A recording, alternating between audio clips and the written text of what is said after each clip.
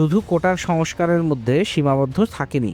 এই আন্দোলনের মধ্য দিয়ে ছাত্ররা সরকারের প্রতি তাদের ক্ষোভ এবং অসন্তোষ প্রকাশ করতে থাকে। বিশেষ করে কোটার সংস্কারের আন্দোলনের সাথে সাথে ছাত্ররা সরকারের দুর্নীতি এবং জনস্বার্থ বিরোধী কাজের বিরুদ্ধে নিজেদের অবস্থান স্পষ্ট করে তোলে। আন্দোলনটি কেবলমাত্র বিশ্ববিদ্যালয়ের ছাত্রদের মধ্যে সীমাবদ্ধ থাকেনি এবং এটি দেশের অন্যান্য অঞ্চলেও ছড়িয়ে পড়ে এবং সারা দেশে ব্যাপকভাবে সমর্থন লাভ করে। ছাত্রদের এই প্রতিবাদ আন্দোলন সামাজিক মাধ্যমেও তীব্রভাবে ছড়িয়ে পড়ে, যেখানে তারা তাদের দাবির প্রতি জনগণের সমর্থন অর্জন করতে সক্ষম হয়।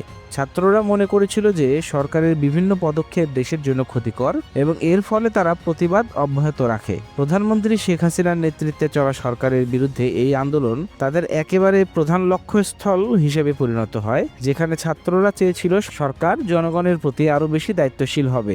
এই আন্দোলনের মাধ্যমে ছাত্ররা তাদের রাজনৈতিক শক্তি এবং সামাজিক প্রতিরোধ গড়ে তোলে।